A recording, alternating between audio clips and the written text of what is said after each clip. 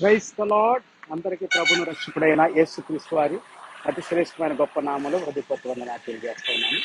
ఈ దినం కూడా ప్రభువుని ఆరాధించడానికి దేవుడు మనకు అనుగ్రహించిన చక్కటి దినం కొరకు దేవాతి దేవునికి స్తోత్రాలు కలిగిన దాకా. అందరూ బాగున్నారా? ప్రతి ఒక్కరూ ప్రతిరోజు బాగుండాలని దేవుని యొక్క ఉద్దేశం, సంకల్పం. ప్రతి ఒక్కరూ దేవుని స్తుతించాలి. Every one must praise the lord every day. That is the will of God. ఇదేను కూడా పిల్లారా, దేవుణ్ణి ఆరాధించడానికి, స్తుతించడానికి, ఘనపరచడానికి పరిశుద్ధాత్మ దేవుడు మనకి ఇచ్చిన సమయం కొరకు దేవుని స్తోత్రాచరిస్తూ ప్రార్థన చేసుకున్నాం. పరిశుద్ధుడ మహాగణుడ వందనాలు తండ్రి.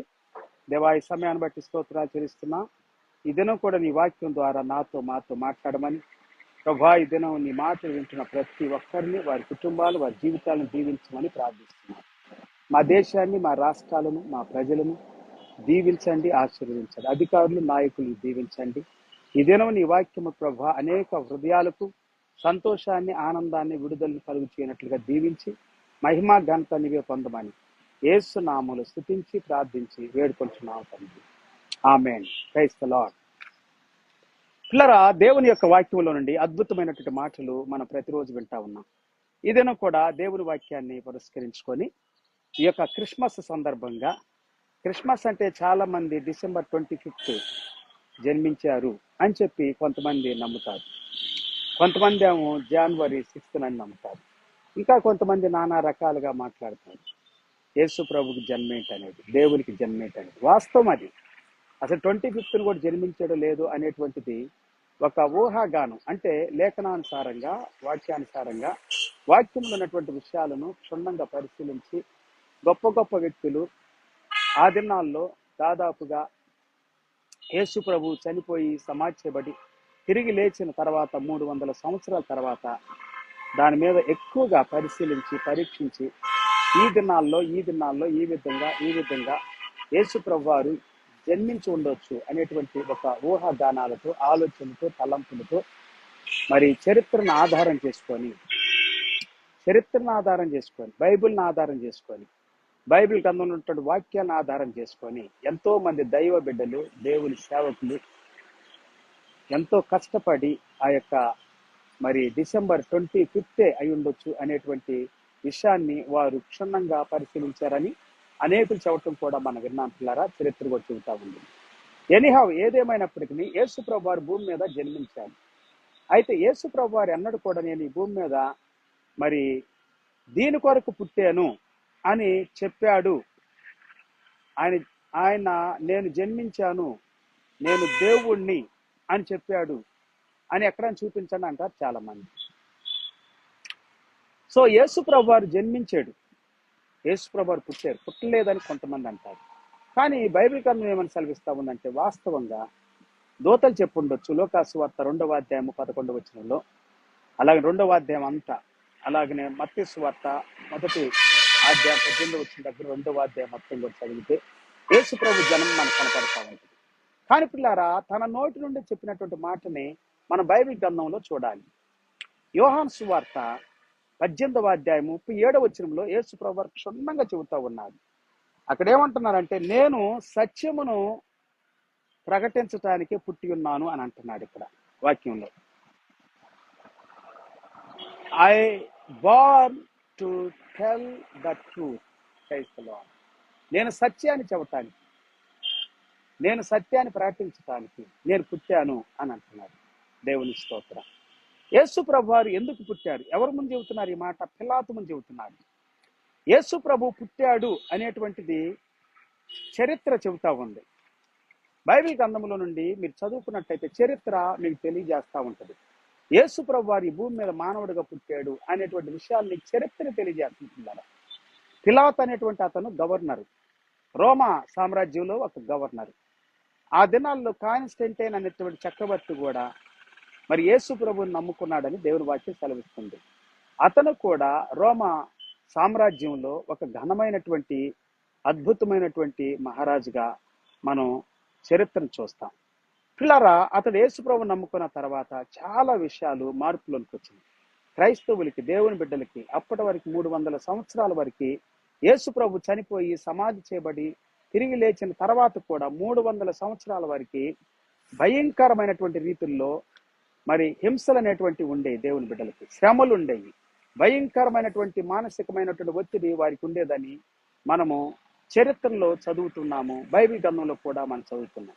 అయితే ఎందుకు బైబిల్ గ్రంథంలో యేసు ప్రభు యొక్క జన్మను గురించి రాసి పెట్టలేదని అంటే, ఎక్కువగా అంటే ఆయన యొక్క తేదీ గురించి చాలా మంది డౌట్ ఇదే, తేదీ ఎందుకు రాయలేదు, జన్మించాడని రాశారు కదా, ఎందుకు రాసి పెట్టలేదని అంటే, దేవుడు ఏదో ఒక రహస్యాన్ని, ఒక మర్మాన్ని దాచి ఉంచాడని అర్థం. సో పిల్లారా, చాలా మంది చెబుతున్నట్లుగాను దేవునికి సమయం ఏంటి, దేవుడు పుట్టడం ఏంటి అని అంటారు. ఓకే, దేవుడు పుట్టలేడు, దేవుడు వచ్చాడు భూమి మీదకి, నేను వచ్చాను అని చెప్పాడు యేసు ప్రభు వారు కూడా. అయితే ఇక్కడ యోహాను సువార్త 18:37 వచనంలో యేసు ప్రభు వారు పిలాతు ముందు అంటున్నాడు, గవర్నర్ అయినటువంటి రోమా సామ్రాజ్యంలో ఒక అధికారిగా ఉన్నటువంటి పిలాతు ముందు చెబుతున్నటువంటి మాట, నేను సత్యమును ప్రకటించటానికే, సత్యాన్ని తెలియచేయటానికే నేను పుట్టాను అని చెబుతా ఉండట్లేరా. సత్యం అంటే ఏంటి అనేటువంటి ఒక మాట అన్నిటికీ పిలాతు మరి అతడు తన పనుల మీద నిమగ్నమైనట్లుగా మనం చూస్తూ ఉంటాం. యేసు ప్రభు వారు ఏమంటున్నారంటే, సత్యాన్ని ప్రకటించడానికి నేను ఈ భూమి మీద పుట్టాడు ఆయన. ఎస్, పుట్టాను అనేటువంటి స్పష్టంగా చెబుతా ఉండాలి. ఓకే, చాలాసార్లు ఆయన నేను వచ్చాను, తండ్రి యొద్ద నుండి వచ్చాను, పరలోకము నుండి వచ్చాను అని చెప్పాడు, దేవుని దగ్గర నుండి వచ్చాను అని చెప్పాడు. చాలాసార్లు యూదులు, ప్రధాన యాజకులు వారి యొక్క వాదన ఏంటంటే, ఇతడు దేవుని దగ్గర నుండి వచ్చిన వాడైతే అని అంటారు, ఇతడు దేవుని కుమారుడైతే, ఇతను క్రీస్తు అయితే, ఈ మాటలు ఎక్కువగా వాడినట్లుగా మనం చూస్తాం పిల్లారా. ఎందుకు వాళ్ళు అలా వాడారంటే, యేసు ప్రభు వారు కొన్నిసార్లు విశ్రాంతి దినం నాడు రోగులను బాగు చేశాడు. తర్వాత నేను నేను నేను దేవుని దగ్గర నుండి వచ్చానని చెప్పటమే కాకుండా, నేను నా తండ్రి ఏకమై ఉన్నాం, ఒకటై ఉన్నాము అని చెప్పాడు. అక్కడ కూడా కోపం వచ్చింది. సో పాపాలు క్షమించడానికి మనిషి కుమారుడికి అధికారం ఉంది అని చెప్పాడు, అక్కడ కోపం వచ్చింది. ఇలా చెప్పుకుంటూ పోతే యేసు క్రీస్తు వారు తన గురించి ఎక్కువగా ఏం చెప్పాడంటే, నేను తండ్రి, తండ్రి నేను అనేటువంటి విషయాలు, నేను తండ్రి దగ్గర నుండి, దేవుని దగ్గర నుండి వచ్చాను అని చెప్పుకుంటూ వచ్చాడు. అందుకే యూదులకి ఆ దినాల్లో చాలా కోపం వచ్చింది. మరి యేసు ప్రభు వారిని వారు నమ్మలేదు చాలా వరకు, కొంతమంది యూదులు, ప్రధాన యాజకులు. అయితే చాలా మంది ప్రభుని వెంబడించారని దేవుని వాక్యం చదివిస్తా ఉంది. అయితే పిల్లారా, సత్యాన్ని గురించి మాట్లాడుతూ యేసు ప్రభు వారు ఏం చెబుతూ ఉన్నారంటే, యోహాను సువార్త 14:6 నేనే మార్గమును, సత్యమును, జీవమును అని చెప్పాడు. Praise the Lord. I am the way, the truth and the life. నా ద్వారా తప్ప ఎవడును తండ్రి యొద్దకు రాలి. Nobody one can come to God or come to father. No one come to father. ఎవడు కూడా దేవుని దగ్గరికి, తండ్రి దగ్గరికి రాలేడు ఎక్సెప్ట్ మీ. నా ద్వారా తప్ప, నేను తప్ప ఎవరు కూడా తండ్రి దగ్గరికి వెళ్ళలేరు, తండ్రి దగ్గరికి రాలేరు. సో యేసు క్రీస్తే మార్గం అని చెప్పాడు పిల్లారా. అది మాత్రం కాదు, ఆయన సత్యం అని చెప్పాడు. యోహాను సువార్త 8:30 దగ్గర మీరు చదువుకున్నట్లయితే అక్కడ ఏమనుందంటే, ఒకడు సత్యాన్ని ఎవడైతే తెలుసుకుంటాడో వాడు సత్యాన్ని గ్రహిస్తే సత్యం వాడిని స్వతంత్రులుగా చేస్తుంది అని అన్నాడు. సత్యమని తెలుసుకోవాలి, సత్యాన్ని తెలుసుకున్నవాడు స్వతంత్రుడవుతాడు. మనము సత్యములో నిలిచి ఉండాలి పిల్లారా.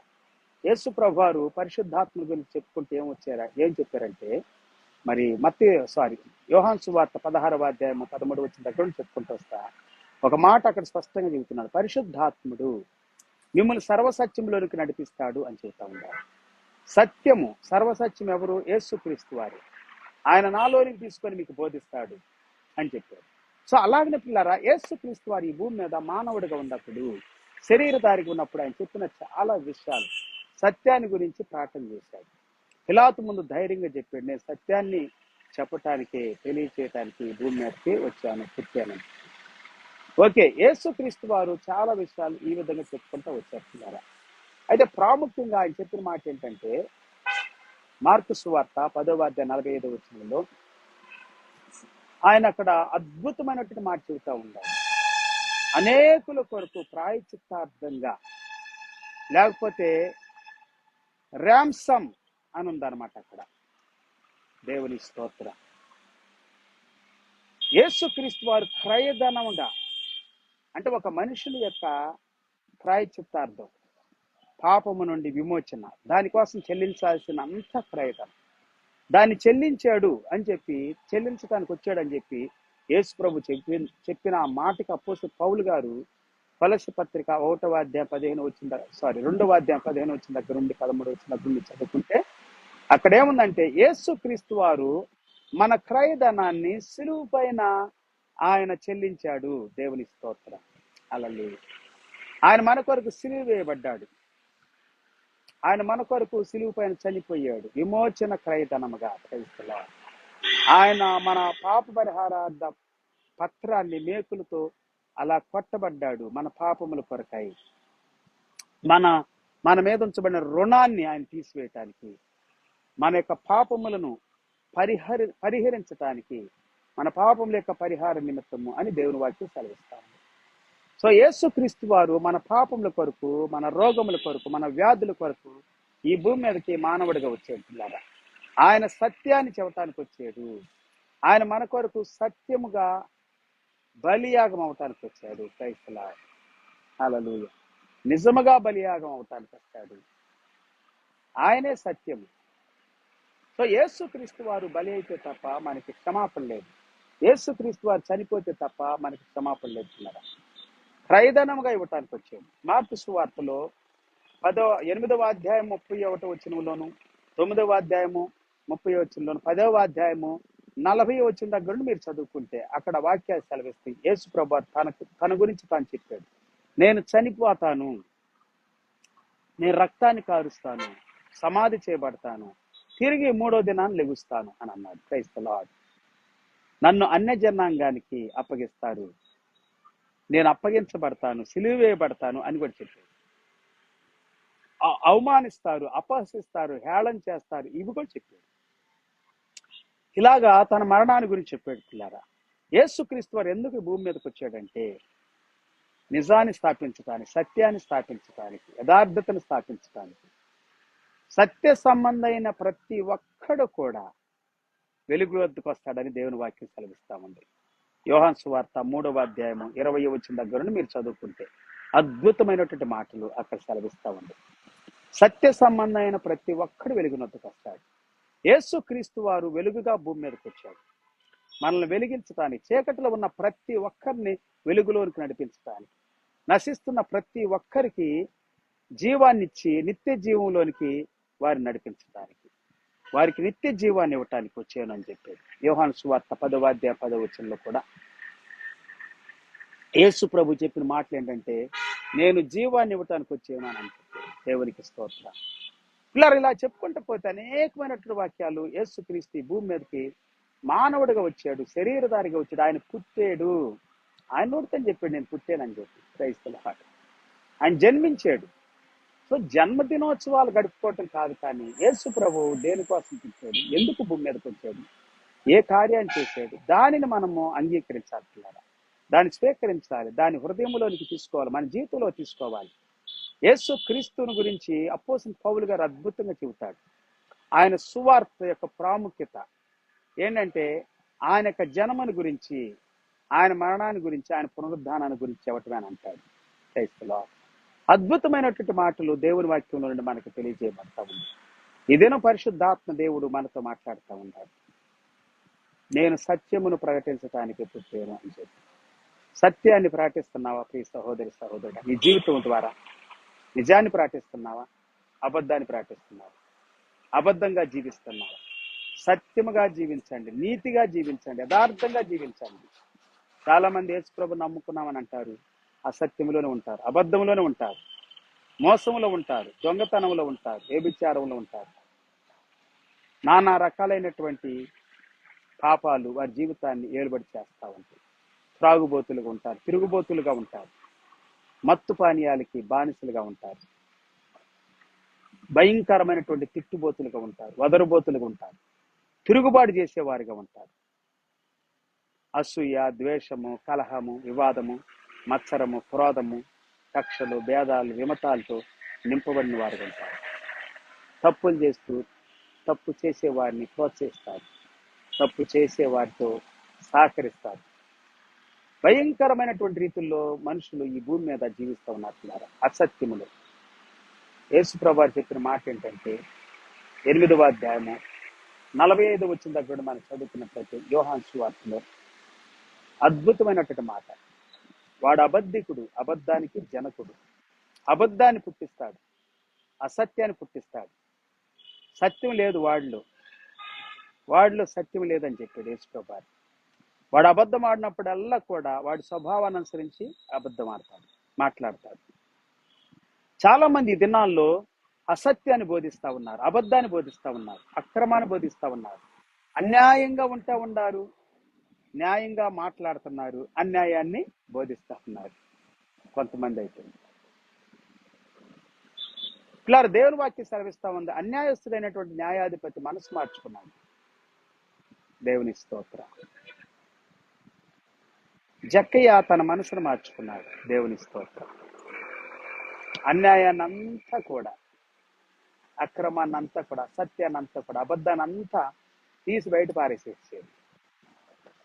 అపోస్తలుడు పౌలు గారు అంటారు, నేను క్రీస్తుని సంపాదించుకోవటానికి సమస్తాన్ని పెంటతో సమానంగా ఎంచుకుంటున్నాను అంటాడు, నష్టపరుచుకుంటున్నాను అంటాడు. ఆ పెంట కోసం చాలా మంది ప్రాకులాడుతూ ఉన్నారు. అంటే పనికిరాని దానికోసము, పారవేయబడే దానికోసం, విసర్జించబడే దానికోసం. మనం విసర్జించేసేయాలి పిల్లారా. అసత్యాన్ని విసర్జించేసేయాలి, అబద్ధాన్ని విసర్జించేసేయాలి, అక్రమాన్ని, అవినీతిని, మోసాన్ని, దగాన్ని విసర్జించేసేయాలి. యేసు ప్రభు నమ్ముకుంటే. యేసు ప్రభు నీలో పుట్టాలి. యేసు ప్రభు నీలో పుట్టినంత వరకు నువ్వు ఎన్ని క్రిస్మస్ జరిపించుకున్నా గడుపుతుంది, ఎన్ని పండగలు దాటి వెళ్ళినా నీ జీవితంలో మార్పు లేకపోతే నీ జీవితం వ్యర్థమే. నీ కుటుంబంలో నువ్వు దేవునికి ఇష్టడుగా ఉండకపోతే వ్యర్థమే. నీ ఊరిలో దేవునికి ఇష్టడుగా ఉండాలి. నీ ప్రాంతంలో సాక్ష్యాన్ని పొందిన వ్యక్తిగా ఉండాలి. నిన్ను బట్టి అనేకులు సాక్ష్యం ఇవ్వాలి. క్రైస్తవులు దేవుని యొద్దకు రావాలి, సత్యము యొద్దకు రావాలి. ఇతరుల్లో సత్యం ఉంది, నీతి ఉంది, దయ ఉంది, కరుణ ఉంది, కటాక్షం ఉంది అని చెప్పి మనుషులు నేను గుర్తించాలి. అబ్రహాము జీవించిన దినాల్లో ప్రజలు చుట్టుపక్కల వారు ఏం చెప్పారంటే, నీవు మా మధ్యలో మహారాజులా ఉన్నావు, నీవు నమ్మిన దేవుడు చాలా గొప్పవాడు అని చెప్పారు. క్రైస్తవులా, నీ గురించి చెప్పగలుగుతున్నారా ప్రియ సహోదరి సహోదరుడా? నీవు నమ్మిన దేవుడు సత్యవంతుడని, నీతిమంతుడని, న్యాయవంతుడని, కనికర సంపన్నుడని, దయామయుడని నీ జీవితంలో నిన్ను చూడటం ద్వారా చెప్పగలుగుతున్నారా? నిన్ను చూసి చెప్పాలి. అపోస్తలుడు పౌలు గారు అంటారు, జీవించేది నేను కాదు, క్రీస్తే నాలో జీవిస్తున్నాడు అని అంటాడు. అంటే సత్యం నాలో జీవిస్తా ఉంది, నీతి నాలో జీవిస్తా ఉంది. యేసు ప్రభువే సత్యం పిల్లారా. సత్యం కోసమే ప్రాణం పెట్టాడు యేసు ప్రభు. రక్తాన్ని కార్చాడు, ఈ లోకంలోనికి వచ్చాడు. ఆయన ఈ లోకంలోనికి రావడానికి కారణమే సత్యాన్ని చెప్పటానికి, సత్యాన్ని స్థాపించటానికి, సత్య స్థాపన చేయటానికి. ప్రతి వారి గుండె లోతుల్లో సత్యము ప్రకటించబడును గాక. యేసు క్రీస్తు వారి యొక్క జయ జెండా ఎగరవేయబడును గాక. దేవుని యొక్క నామము మహిమపరచబడును గాక. ఈ రాత్రి కాలంలో, ఈ సమయంలో పరిశుద్ధాత్మ దేవుడు మనతో మాట్లాడుతూ ఉన్నాడు. ఇంకా ఎక్కడైనా అబద్ధం ఉంటే, అసత్యం ఉంటే, అవినీతి ఉంటే, మనుషులను సంతోష పెట్టడానికి, ధనాన్ని సంపాదించటానికి, సుఖంగా సంతోషంగా బ్రతకటానికి, కంపెనీలు కట్టుకోవటానికి, బిల్డింగ్లు కట్టుకోవటానికి, కారులు, మిద్దెలు, మేడలు, ఆస్తులు, అంతస్తులు, పొలాలు, భూములు ఈ కొనటానికి అబద్ధాలు ఆడతారు, మోసాలు చేస్తారు, దొంగతనాలు చేస్తారు, అబద్ధంగా సంపాదిస్తారు. నువ్వెంత సంపాదించినా వ్యర్థమే పిల్లారా. అబద్ధమాడి వేస్ట్. అది అబద్ధమాడి నువ్వు ఏది సంపాదించినా వేస్టే. అది నీ దగ్గర ఉండదు. ఒకవేళ ఉండగానే అది నీకు హానికరంగా ఉంటుంది, విరోధంగా ఉంటుంది, వ్యతిరేకంగా ఉంటుంది. ఎందుకంటే అది అసత్యం, అది అబద్ధం. అబద్ధం ఆడినటువంటి వాళ్ళు అపోస్తలుల కార్యం 5వ అధ్యాయంలో అక్కడికక్కడే పడిచిపోయారు. అబద్ధమైనటువంటిది నిన్ను చంపివేస్తుంది. అబద్ధమైనటువంటిది నిన్ను కుళ్ళిపోయేటట్లు చేస్తుంది, నీ దేహాన్ని కుళ్ళిపోయేటట్లు చేస్తుంది, నీ జీవితాన్ని, నీ హృదయాన్ని, అంతరంగాన్ని పాడు చేసింది. ఈ దినం సత్యాన్ని నీ హృదయంలో ఉంచుకో. యేసు ప్రభువు నీ హృదయంలో ఉంచుకో. అపోస్తలుడైన పేతురు గారు అదే అంటారు, యేసు క్రీస్తుని ప్రభువుగా మీ హృదయంలో ప్రతిష్ఠించుకోనండి, ప్రతిష్ఠ చేసుకోనండి. హల్లెలూయా. మళ్ళీ మనం ప్రతిష్ఠించుకోవటమే కాదు పిల్లారా, యేసు ప్రభువుని మన హృదయంలోనికి ఆహ్వానించుకొని ప్రతిష్ఠించుకోవాలి ఆయన్ని. యేసు క్రీస్తు ఎప్పుడైతే నీ హృదయంలోనికి వస్తాడో, నీ అంతరంగంలోకి వస్తాడో, అద్భుతాలు జరుగుతాయి, మార్పు జరిగిద్ది, నూతన కార్యం జరిగిద్ది. నీ స్వభావంలో మార్పు, నీ హృదయంలో మార్పు, మనసులో, తలంపుల్లో, ఊహల్లో, ఆశల్లో, కోరికల్లో అంతట్లో మార్పు పిల్లారా. యేసు ప్రభు వారు చెప్పారు, యోహాను సువార్త 7:37 నా యందు విశ్వాసం ఉంచు వాని యొక్క కడుపులో నుండి జీవజల నదులు పొర్లి పారతాయి అని చెప్పాడు. From the bottom of his heart the living water will spring up. Bottom of his heart అని అక్కడ ఇంగ్లీష్లో. హృదయాంతరంగంలో నుండి, అట్టడుగులో నుండి, చిట్ట చివరి కొనల్లో నుండి జీవజల నదులు పొర్లి పారతాయి. క్రైస్తవుల అదండి యేసు ప్రభు నమ్ముకున్న వాళ్ళు జరగాల్సింది. ధనం కోసమో సుఖం కోసం ప్రాకులాడదు. 37 సంవత్సరాలుగా సేవలు పరిచర్లు ఉన్నట్టున్నారు. ఎప్పుడు కూడా నేను ప్రాకులాడలేదు. కష్టపడి సేవ చేయటం దేవుడు నాకు నేర్పించాడు. ఎన్నో రోజులు, నెలలు, సంవత్సరాలు నడిచి సేవ చేశాను. తర్వాత చిన్న సైకిల్ మీద కష్టపడి రోజుకి 100-120 కిలోమీటర్లు తొక్కేవాడు. హైదరాబాద్లో సరూర్ నగర్లో ఉన్నప్పుడు అక్కడి నుండి బిహెచ్ఎల్ వెళ్ళేవాడిని ఒక్కోసారి. అటు బాల్ నగరు, బిహెచ్ఎల్, ఇంకా ఇటు హయత్ నగరు, అటు శంషాబాదు, ఇవన్నీ కూడా చుట్టూ అంతా కూడా సైకిల్ తొక్కుకుంటా, హ్యాబిట్స్ మీద గుండా అన్ని ప్రాంతాల్లోకి వెళ్ళి, పల్లెల్లోకి వెళ్ళి, వాడల్లోకి వెళ్ళి, ఎక్కడెక్కడ ఉన్నారో ప్రజలని వెతుక్కుంటూ వెళ్ళి స్వార్థ ప్రకటించేవాడిని. హైదరాబాద్లో కూడా. దేవుని స్తోత్రం. ఆ తర్వాత దేవుడు చిన్న లోన ఇచ్చాడు, సూపర్ లోన. దాని మీద ఎన్నో గ్రామాలు తిరిగి సేవ చేసి, ఇటు కామారెడ్డి, బాన్స్వాడ, ఎల్లారెడ్డి, నిజామాబాద్ చుట్టుప్రక్కల అనేకమైనటువంటి ప్రాంతాలు నేను నా భార్య కలిసి సూపర్ లోన. ఆ తర్వాత దేవుడు చిన్న స్కూటర్ ఇచ్చాడు. స్కూటర్ మీద ఎన్నో కిలోమీటర్లు తిరిగాయి, ఎన్నో ఎన్నో జిల్లాలు తిరిగి, ఎన్నో రాష్ట్రాలు కూడా. రైతులో తెలంగాణ నుండి ఆంధ్ర వేసుకెళ్ళేవాడు స్కూటర్ అప్పుడు. ఓకే. తర్వాత దేవుడు మంచి బైక్ ఇచ్చాడు, తర్వాత కారు ఇచ్చాడు, తర్వాత కారు పోయింది. ఆయన ఇప్పుడు ఏం వద్దనుకున్నా ఆటోల్లో, బస్సుల్లో సేవ చేయటానికి, అది కూడా గొప్ప ఘనతే. Praise the lord. మన సత్యంలోనే ఉండాలి పిల్లారా. అబద్ధాలు ఆడి మోసాలు చేసి డబ్బు సంపాదించవచ్చు. ఎంతో మంది మోసాలు చేశారు, అబద్ధాలు ఆడారు. వాళ్ళ బ్రతుకులు హీనంగా, నీచంగా ఉండి, నా జీవితంలో ఎంతో మంది నన్ను బాధ పెట్టారు, గాయం చేశారు, అబద్ధాలు ఆడి మోసాలు చేసి. వారి బ్రతుకులు చూస్తున్నా నేను ఇప్పుడు, హీనంగా, నీచంగా. కొన్నిసార్లు మంచిగా పొదుగుతున్నట్లుగా, చక్కగా సుఖపడుతున్నట్లుగా, ఆనందిస్తున్నట్లుగా ఉండొచ్చు, కారుల్లో తిరుగుతూ ఉండొచ్చు వాళ్ళు. కానీ ఒక దినం వస్తుంది పిల్లారా, అన్యాయము, అక్రమము అనేటువంటిది మనిషిని హీనమైన, నీచమైన, దిగజారిపోయిన స్థితిలోకి నడిపిస్తుంది. ఎప్పుడైతే సత్యములో ఉంటారో, నీతిలో ఉంటారో, నాకు ఏమి లేకపోయినా హ్యాపీగా ఉండ, సంతోషంగా ఉండ, మంచిగా దేవుణ్ణి ఆరాధిస్తా ఉన్నా, ప్రతిరోజు యథార్థంగా వాక్యం చెబుతా ఉన్నా. క్రైస్తవ దేవుని యందు మనం భయభక్తులు కలిగి ఉన్నటువంటి చెడుతనాన్ని విసర్జించటం పిల్లారా, అక్రమాన్ని విసర్జించటం, అన్యాయాన్ని విసర్జించటం, అవినీతిని విసర్జించటం, అసత్యాన్ని విసర్జించటం, అబద్ధాలని, మోసాన్ని, దగాన్ని విసర్జించాలి.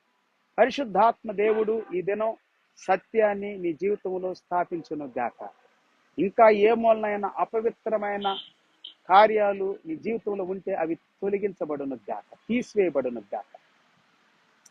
నిన్ను కృంగదీసేది, నిన్ను నాశనం చేసేది, పతనం చేసేది, బైబిల్ సెలవిస్తా ఉంది, నశించిన దాన్ని వెదకి రక్షించడానికి మనిషి కుమారుడు ఈ లోకంలోనికి వచ్చెను అని ఉంది. లూకాసు వార్త 19:10. Luke chapter 19:10. He came to seek and to save, praise the Lord, which was lost. To seek and to save. ఇదేనో నిన్ను వెతకటానికి, నిన్ను రక్షించటానికి యేసు ప్రభు వచ్చానని చెప్తా ఉంది. ఈ భూమి మీదకి మానవుడిగా వచ్చాడు పిల్లారా, రక్షకుడిగా వచ్చాడు, విమోచకుడిగా వచ్చాడు, ప్రభువుగా వచ్చాడు, క్రీస్తుగా వచ్చాడు, దేవుని కుమారుడుగా, ఫైర్ అగ్నిగా వచ్చాడు, అభిషిక్తునిగా వచ్చాడు. యేసు క్రీస్తునందు విశ్వాసం నిత్య జీవాన్ని ఇస్తా ఉంది, పరలోక రాజ్యాన్ని ఇస్తాను, పాప క్షమాపణ ఇస్తా ఉంది, పరిశుద్ధాత్మ నింపుదలని ఇస్తా ఉంది, అగ్నితో అభిషేకిస్తా ఉన్నాడు, నూతన కార్యాలు చేస్తాడు. God will do a new thing in your life, in your heart. ఒకడు క్రొత్తగా జన్మించితేనే కానీ అతడు దేవుని రాజ్యంలో ప్రవేశించలేడని యేసు ప్రభువారు యోహాను సువార్త 3వ అధ్యాయం 1 వచ్చిన దగ్గర నుండి 11 వచ్చిన వరకు నీకోదేముతో మాట్లాడుతున్నప్పుడు చెప్పినటువంటి మాట. ఎవడైతే క్రొత్తగా జన్మిస్తాడో వాడే దేవుని రాజ్యంలో ప్రవేశిస్తాడు. క్రొత్తదనం కావాలి, నూతన పరిస్థితి, విడిపిస్తుంది. ఏది? నీతి, సత్యము, యథార్థత, పవిత్రత, పరిశుద్ధత మన జీవితాలను పవిత్రపరిచి నూతన పరిస్థితులు.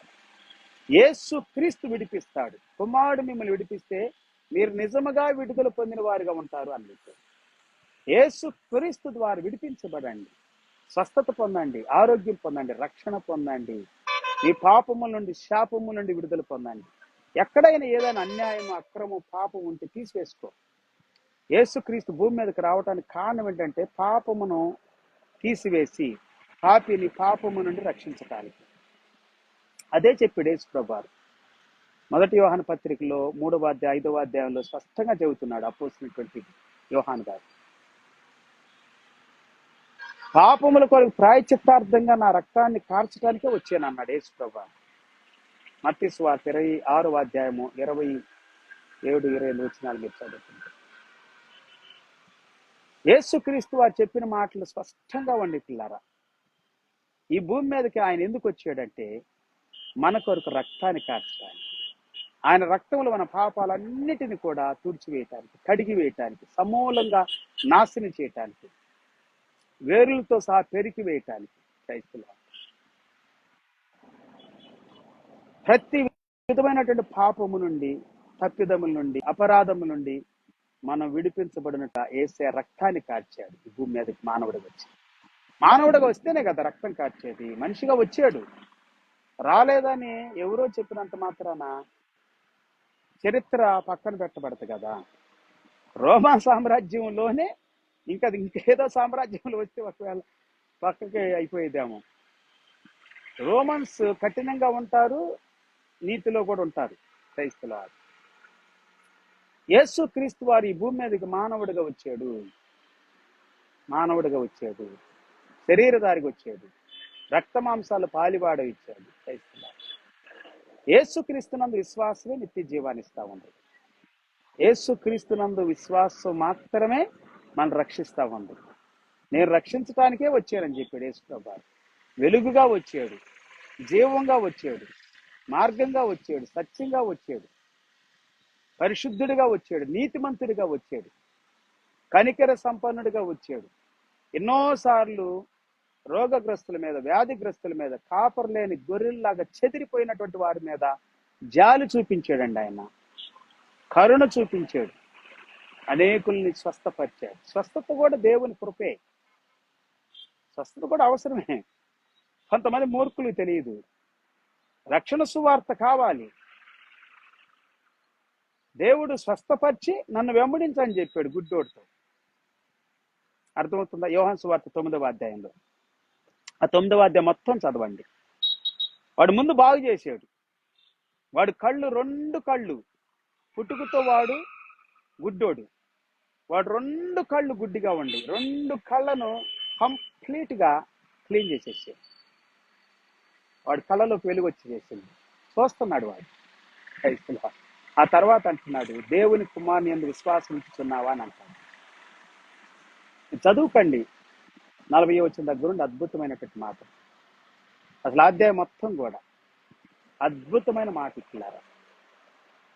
వాడు అంటాడు, ఆయన యందు విశ్వాసించడం ఎవరైనా నేనే దేవుని కుమారుని, నేనే క్రీస్తుని, నేనే పరలోకం నుండి వచ్చిన వాడిని. క్రైస్తవులు నన్ను వెంబడించు అంటాడు యేసు ప్రభువు. యేసు ప్రభు నిత్య జీవాన్ని ఇవ్వటానికి వచ్చాడు పిల్లారా ఈ భూమి మీదకి, మానవుడిగా, శరీరధారిగా. యేసునందు విశ్వాసం నిత్య జీవాన్ని ఇస్తాడు. ఏదైనా నీలో ఉన్నటువంటి ప్రతి విధమైనటువంటి అసత్యము వేర్లతో సహా పెరికివేయబడను గాక. అసత్యం అంతా తొలగిపోవాలి, అబద్ధం అంతా తొలగిపోవాలి, అన్యాయం అంతా తొలగిపోవాలి, అక్రమం అంతా మారు మనసు పొందాలి, మార్పు చెందాలి, నూతన పరచబడాలి. ఒక మనిషి నూతన పరచబడకపోతే దేవుని రాజ్యంలో ప్రవేశించలేడు. నూతన పరచబడాలి. 1 కొరింథీ పత్రిక 6వ అధ్యాయము 9వ వచనం దగ్గర నుండి 11వ వచనం వరకు అవే చెబుతా ఉన్నాయి. ఒకప్పుడు ఎలాగున్నారో అవి చెబుతూ అలాగున్నటువంటి వారు ఏమయ్యారు అని చెప్పి 11వ వచనం చెబుతా ఉంది. నూతన పరచబడ్డారు, పవిత్ర పరచబడ్డారు అని చెబుతా ఉంది. పవిత్రం చేసుకోవాలి పిల్లారా. యేసు క్రీస్తు రక్తము ద్వారా అని చెబుతా ఉంది అక్కడ. ఆయన నామములో పరిశుద్ధాత్మ వలన క్రైస్తవులు పవిత్రమైపోవాలి. మనం శుభ్రంగా శుద్ధి చేసుకోవాలి. యేసు క్రీస్తునందు విశ్వాసం నిత్య జీవాన్ని ఇస్తాయండి. అసత్యము, అబద్ధము నిన్ను పాడు చేసింది, అబద్ధము నాశనం చేసింది, అబద్ధము ఎంతో మందిని బాధ పెట్టింది, గాయం చేసింది. ఈ మధ్యలో నేను ఉన్నాను, ఒక అబద్ధికుడు, మోసగాడు, వాళ్ళను మోసం చేసి వాళ్ళ ఆస్తులు రాపించుకొని మాక్లూరులో నిజామాబాద్ దగ్గర 6 చంపేసాడు ఒకే ఇంట్లో. హత్యలు చేసాడండి. అబద్ధాలాడి మోసం చేసి వాళ్ళు ఉంటే ఇంకా ఏమైనా ఎఫెక్ట్ అవుతుందేమని చెప్పి ఆస్తి కోసం, డబ్బు కోసం స్నేహితుడిగా నమ్మించి మోసాలు చేస్తారండి. ఒక అతను నేను నమ్మలేదు అతని ముందు.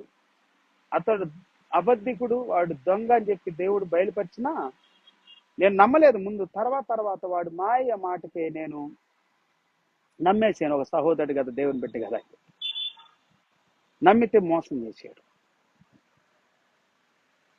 నమ్మకంగా మోసాలు చేస్తారండి, నమ్మకంగా మోసం చేస్తారు, నమ్మించి మోసం చేస్తారు.